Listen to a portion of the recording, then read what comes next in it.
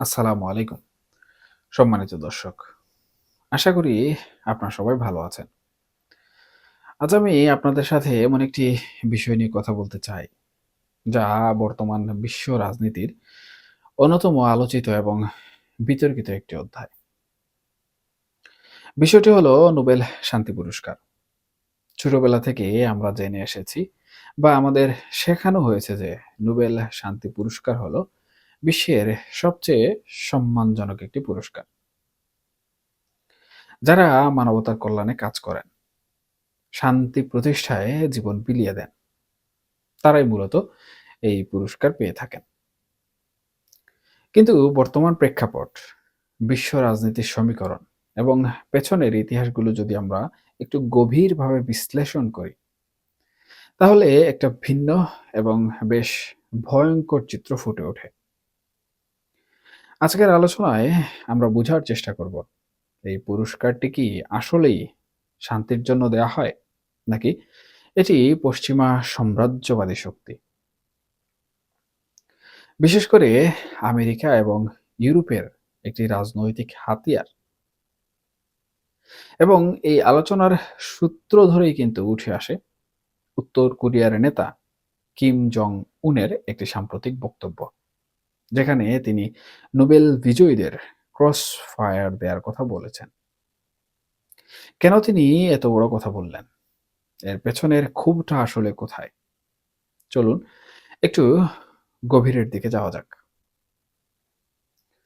আপনারা যদি লক্ষ্য করেন, দেখবেন গত কয়েক দশক ধরে নোবেল শান্তি পুরস্কার যাদের দেয়া হয়েছে, তাদের নির্বাচনের প্রক্রিয়ার মধ্যে একটা স্পষ্ট প্যাটার্ন বা ধরন আছে। সমালোচকরা বলছেন এই পুরস্কারটি এখন আর কোনো নিরপেক্ষ সম্মাননা নয়, বরং এটি তৃতীয় বিশ্বের দেশগুলো এবং উন্নয়নশীল দেশগুলোর উপর পশ্চিমা আধিপত্য বজায় রাখার একটা মোক্ষম অস্ত্র হিসাবে ব্যবহৃত হচ্ছে। আমেরিকা বা ইউরোপ যখন কোনো দেশে সরকার পরিবর্তন করতে চায়, কিংবা কোনো দেশে নিজেদের এজেন্ডা বাস্তবায়ন করতে চায়, তখন তারা সেই দেশের নির্দিষ্ট কিছু ব্যক্তিকে প্রথমে বেছে নেয়। এই ব্যক্তিরা হতে পারেন কোনো মানবাধিকার কর্মী, কোনো এনজিও কর্মকর্তা, কিংবা তথাকথিত বিদ্রোহী নেতা। তাদেরকে প্রথমে আন্তর্জাতিক মিডিয়ার মাধ্যমে হিরো বানানো হয়, লাইমলাইটে আনা হয়,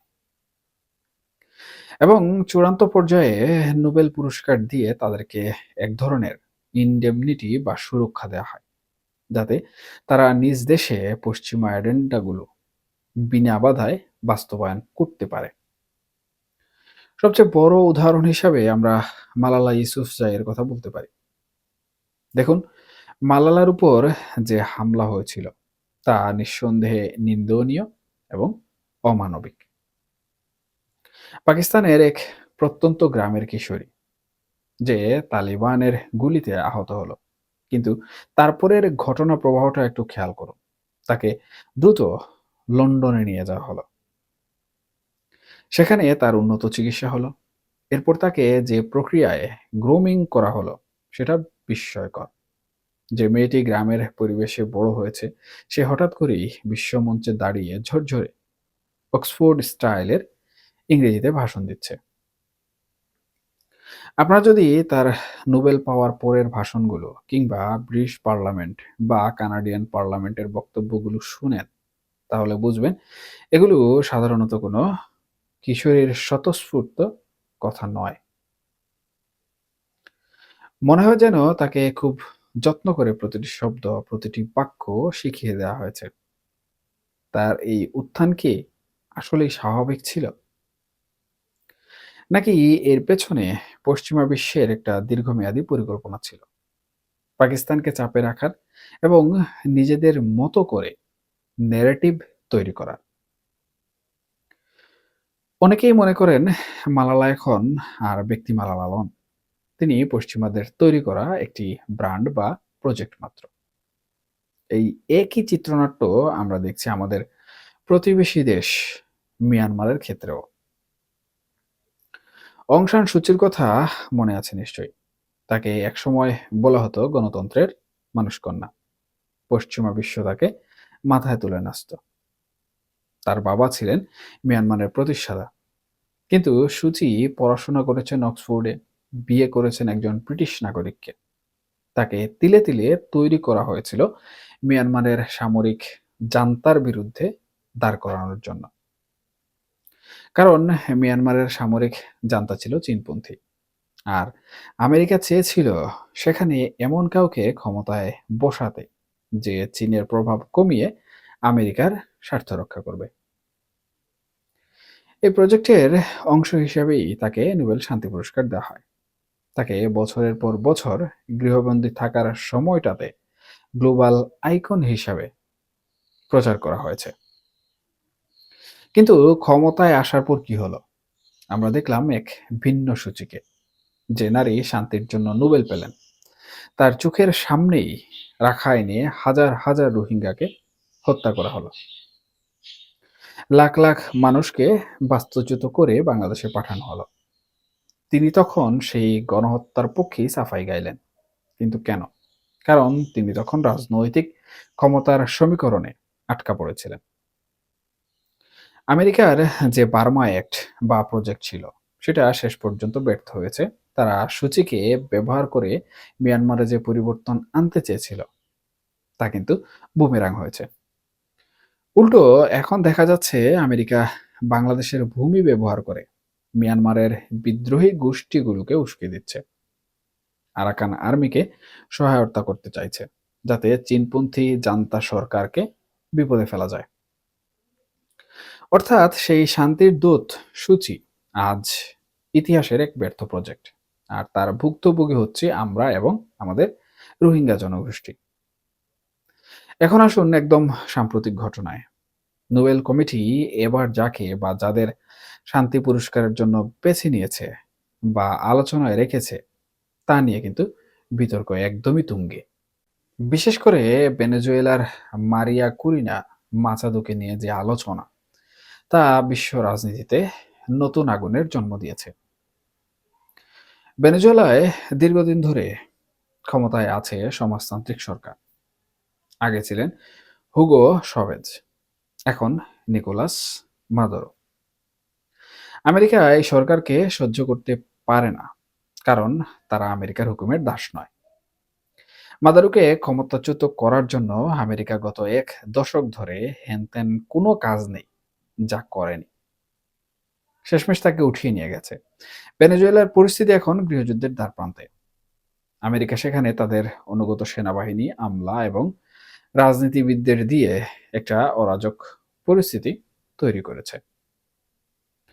আর এই পুরো প্রক্রিয়াটাকে বৈধতা দেওয়ার জন্য ব্যবহার করা হচ্ছে নোবেল শান্তি পুরস্কারের গ্লামা। ঠিক এই জায়গাতেই উত্তর কোরিয়ার নেতা কিম জং উং তার স্বভাবসুলভ এবং আগ্রাসী ভাষায় প্রতিক্রিয়া জানিয়েছেন। তিনি কোনো ধরনের রাগঢাক না রেখেই বলেছেন, যেদিন মাচাদো বা তার মতো কাউকে নোবেল পুরস্কারের জন্য ঘোষণা করা হয়েছে, সেদিনই তাকে ক্রসফায়ার দিয়ে দেওয়া উচিত ছিল।